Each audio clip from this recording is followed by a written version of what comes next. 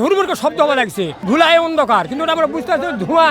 কেউ কেউ ছোটকা গাড়ির যে মানে বাঁশ আছে, তার মধ্যে গাছ আছে, গাছের সব বাড়ি লাগা লাগা সব আহত পরে আছে। না হলে 1-150 লোক।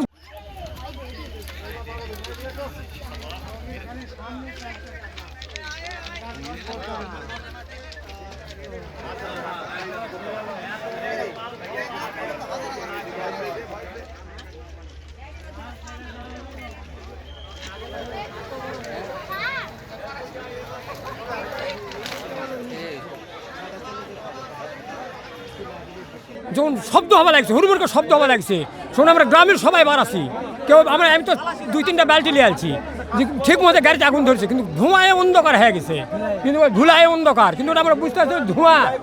তারপরে আসা থেকে মানে যার মনে তাই লাভ দিছে গাড়ির থেকে। আর কেউ কেউ ছোটকা গাড়ির যে মানে বাঁশ আছে, তার মধ্যে গাছ আছে, গাছের সব বাড়ি লাগা লাগা সব আহত পরে আছে। না হলে 1-150 লোক যাওয়ার পরে গেলে তারপরে ফায়ার সার্ভিস আসছে। 1-150 লোক যাওয়ার পর ফায়ার সার্ভিস আসছে।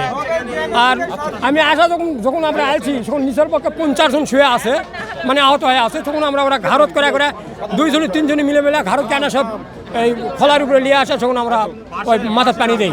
নীলসাগর এক্সপ্রেস ট্রেনটি লাইনচ্যুত হয়। বেসিক্যালি আমরা এই লাইনচ্যুতির মেসেজটা পাই হচ্ছে 14টা 15 মিনিটে, এবং আমরা 14টা 20-এ আমরা ইনসিডেন্ট স্পটে রেসপন্স করি। আমাদের 4টা ইউনিট এখানে রেসপন্স করেছে। আমাদের রেস্কিউয়াররা এখান থেকে টোটাল 47 জন ভিকটিমকে রেস্কিউ করে হসপিটালাইজ করতে আমরা সক্ষম হয়েছি, এবং আমাদের সার্চিং কার্যক্রম এখনও চলমান রয়েছে। যদি কোনো আহত কোনো ভিকটিম এখানে থাকে বা নিহত কোনো ভিকটিম থাকে, আমরা আমাদের এন্ড থেকে যথাসাধ্য চেষ্টা করব তাদেরকে রেস্কিউ করে হসপিটালাইজ করা।